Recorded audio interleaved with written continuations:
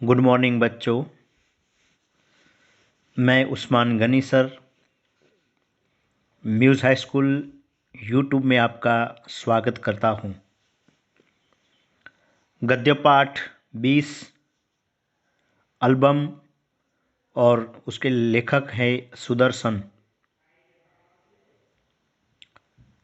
इस पाठ के हम 2 पार्ट यानी कि 2 भाग बना चुके हैं, आपने देखे भी होंगे।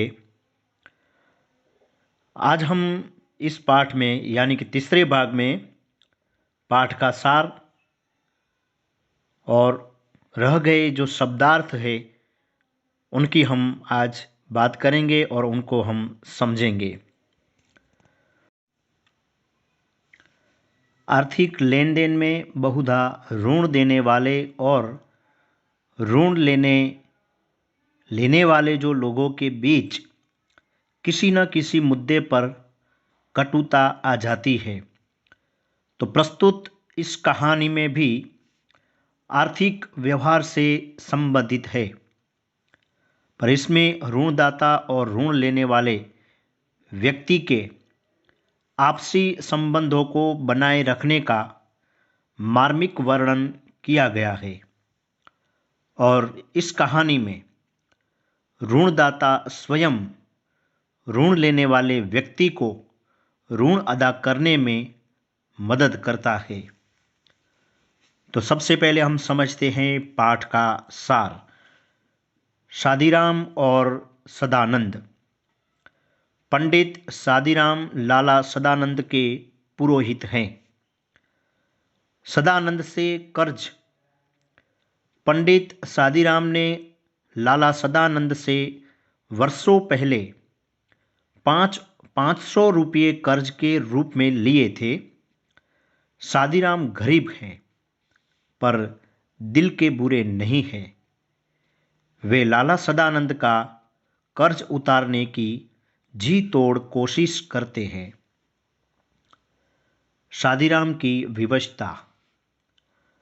शादीराम अपना पेट काट काट कर सदानंद का कर्ज अदा करने के लिए रुपये जमा करते हैं, पर कभी घर में किसी की बीमारी तो कभी किसी अन्य कारण से रुपये उठ जाया करते हैं।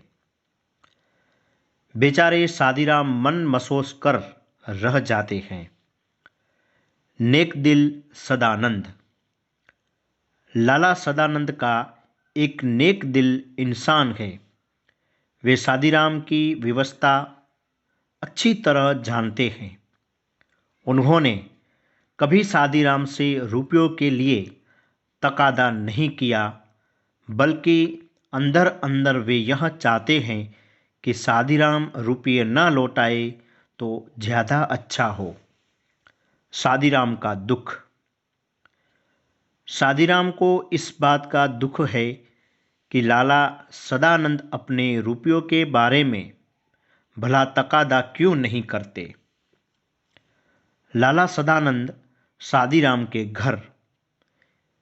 एक दिन लाला सदानंद किसी काम से पंडित शादीराम के घर जाते हैं। वे उनकी अलमारी में सुंदर चित्रों वाली कुछ पत्रिकाएं देखते हैं। एल्बम की योजना। सदानंद के दिमाग में उन चित्रों से एल्बम बनाने का ख्याल आता है। वे शादीराम से अच्छे चित्र छांटकर जमा करने के लिए कहते हैं।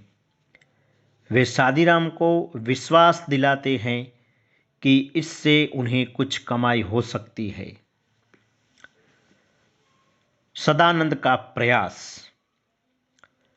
सदानंद एल्बम तैयार कर उसका विज्ञापन देते हैं। शादीराम के भाग्य जागे।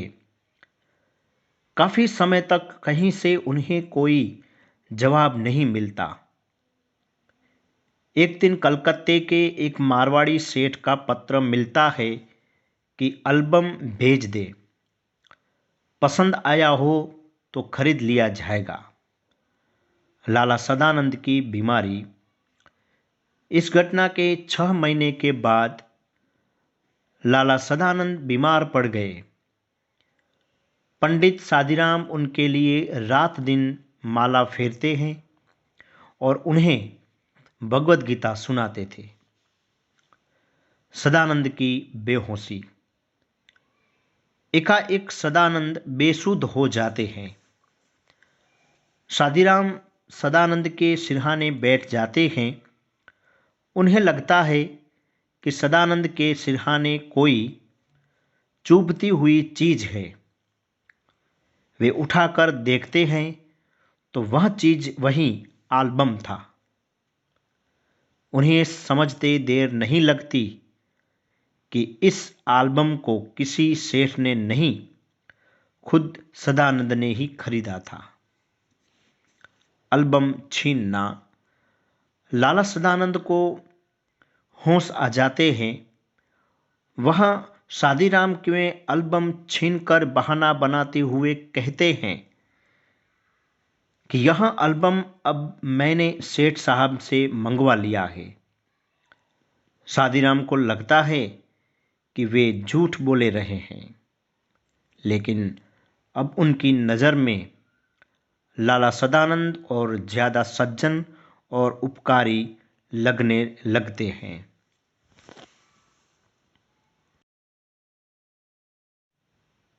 तो बच्चों, हमने यहाँ पर गद्य पाठ 20 एल्बम और उसके लेखक है सुदर्शन, उन पाठ का हम सार को हमने समझा है।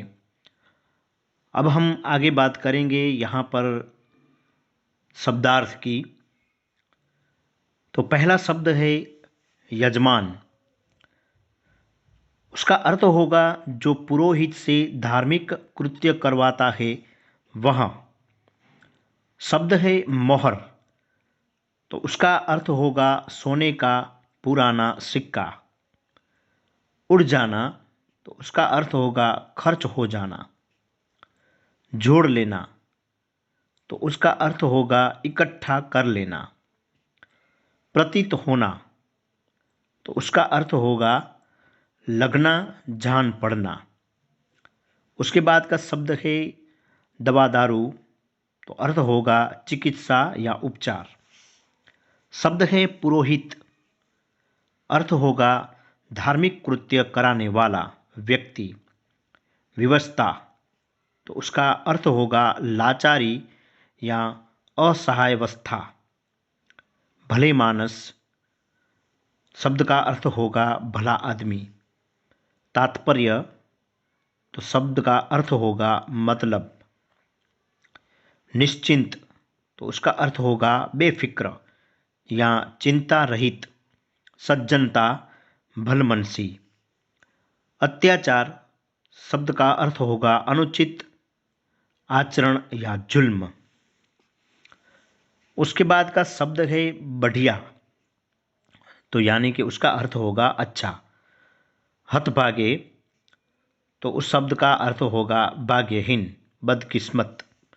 चाव। तो इस शब्द का अर्थ होगा इच्छा या उमंग। उमंग शब्द का अर्थ होगा जोश या उल्लास। निश्चय। निश्चय शब्द का अर्थ होगा विश्वास। प्रतीक्षा। इस शब्द का अर्थ होगा इंतजार। आशा शब्द का अर्थ होगा उम्मीद। जीवनदायिनी। इस शब्द का अर्थ होगा जीवन देने वाली। हृदयहारिणी।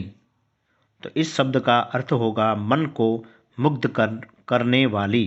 हकीम। तो अर्थ होगा वैद्य।